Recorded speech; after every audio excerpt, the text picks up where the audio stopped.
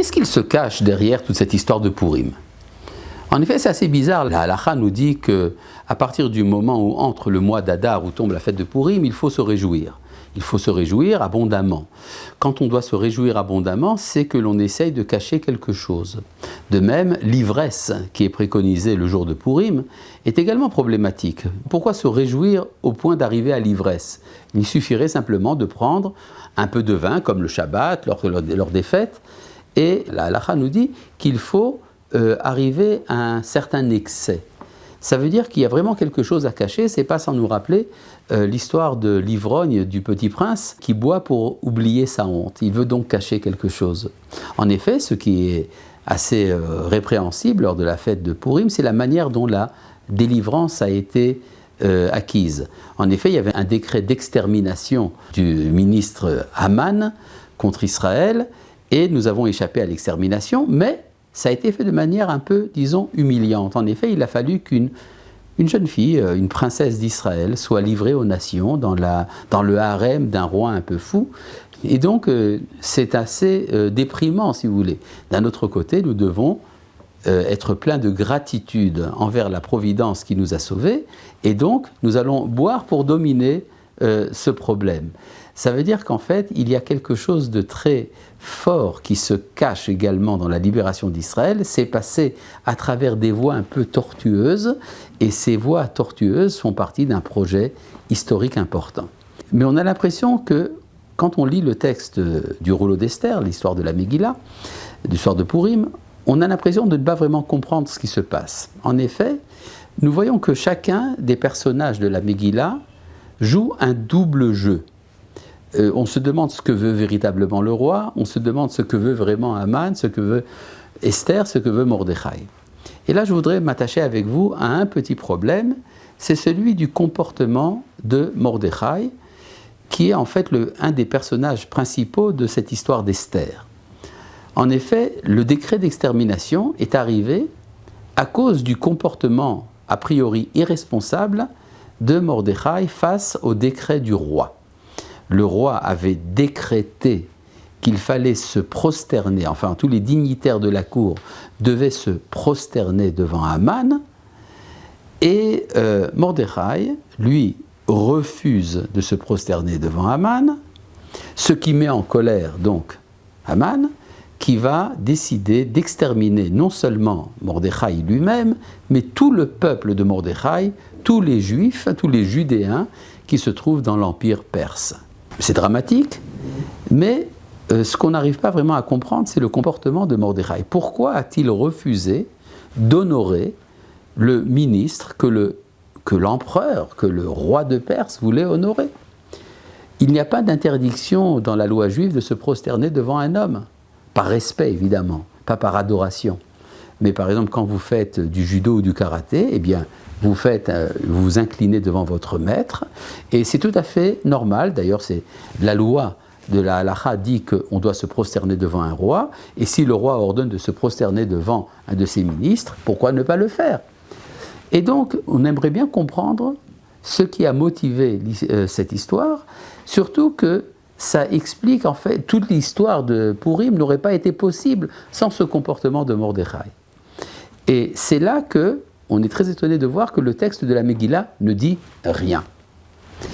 Et c'est pour ça que vous avez dans la littérature traditionnelle, vous avez toute une série d'interprétations, contradictoires d'ailleurs, pour expliquer le comportement de Mordechai. Alors la première interprétation, qu'on trouve dans le Talmud, qui est également ramenée par Rashi dans son commentaire, c'est que Mordechai a compris que Haman se prenait pour un dieu. Et donc le fait de se prosterner pour lui était donc un acte cultuel, c'est un culte. Et donc on n'a pas le droit de se prosterner devant tout individu qui se prend pour un dieu.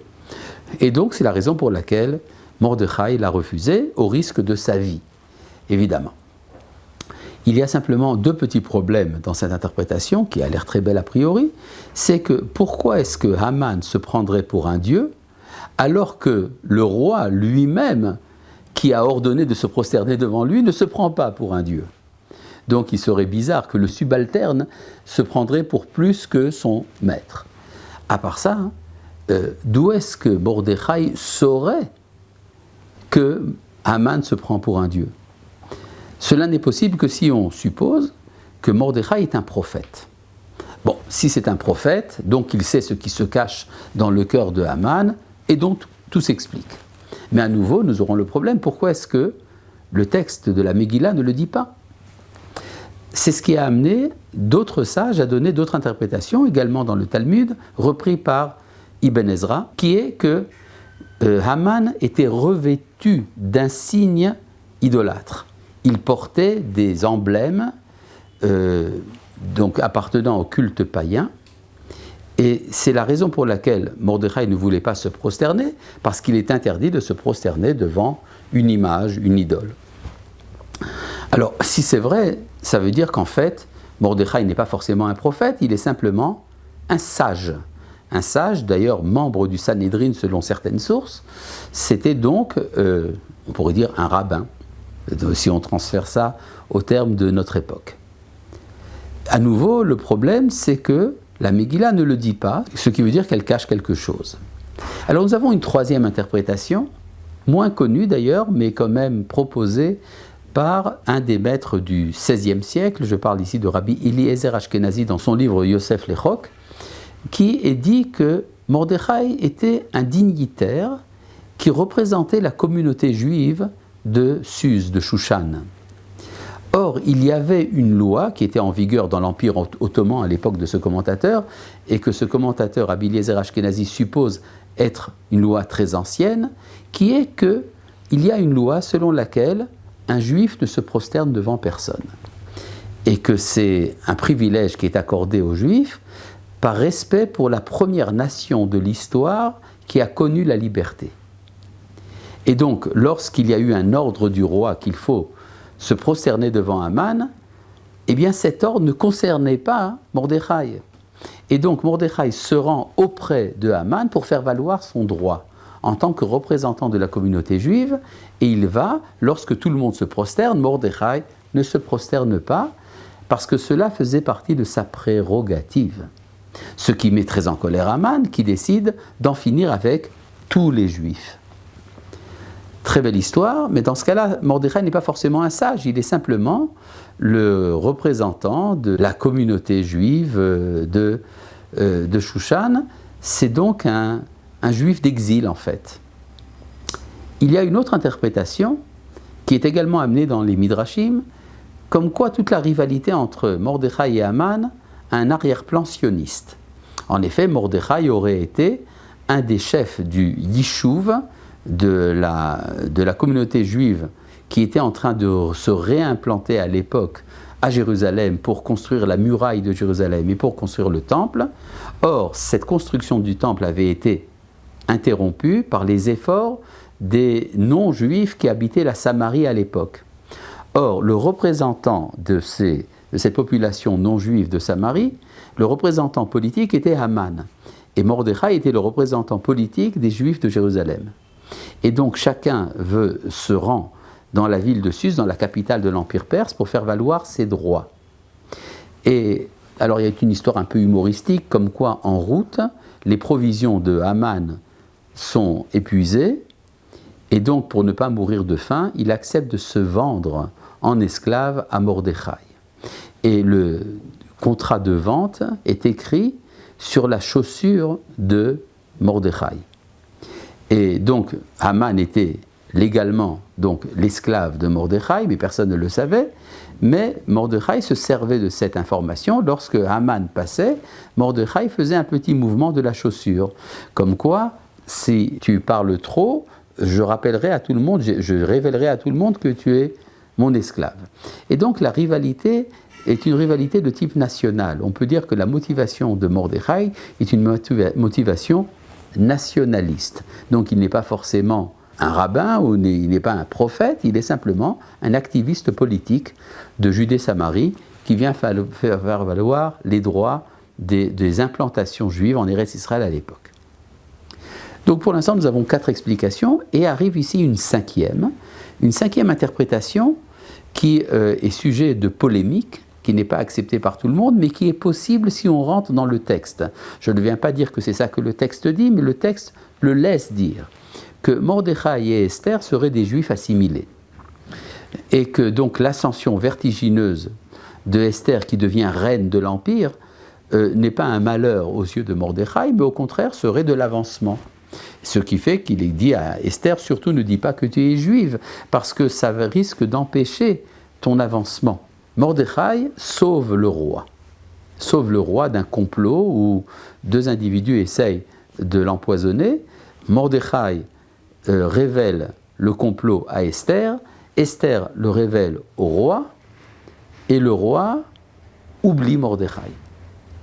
Et non seulement il oublie Mordechai, mais il va donner de l'avancement à son rival, Haman.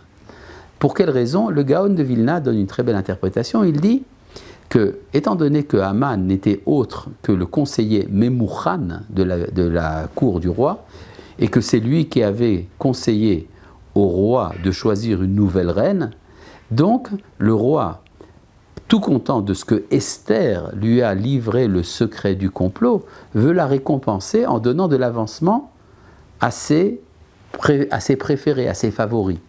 Or, le roi pense que Esther favorise Haman, puisque c'est grâce à lui qu'elle est devenue reine.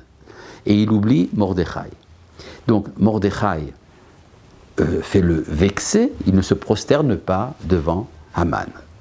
Finalement, Haman décide de détruire tous les Juifs de l'Empire, y compris Mordechai, et alors Mordechai fait un mouvement de teshuva, de retour à la communauté. En effet, alors que le texte de la Megillah, jusqu'à ce moment-là, lui donne le seul nom de Mordechai, à partir de ce moment-là, presque systématiquement, il va s'appeler Mordechai HaYehudi, Mordechai le Juif. Il revient à la communauté, il dit à Esther, il faut absolument sauver le peuple, et Esther lui dit, mais nous sommes trop loin de la communauté. Alors dis aux Juifs de Shushan de jeûner et de prier pour moi. Et c'est alors que, finalement, le peuple sera sauvé. Alors, ça nous donne ici 5 descriptions tout à fait différentes de qui est Mordechai. On peut le considérer comme un prophète, on peut le considérer comme un sage, comme un nationaliste, comme un juif d'exil, ou même à la limite comme un juif assimilé. Et tout le problème est, c'est quoi la vérité? Qu'est-ce qui s'est vraiment passé? Il semble qu'en fait, l'auteur de la Megillah a voulu que nous puissions penser toutes ces choses-là, pour nous dire qu'en fait, quelque chose se cache derrière quelque chose, un peu comme les poupées russes. Dans chaque poupée se cache une autre poupée. Ce qui veut dire que, au sein de tout juif assimilé, se cache un juif fidèle à la communauté. Dans le juif exilique qui est fidèle à la communauté, se cache un juif sioniste qui est fidèle à Eretz Israël.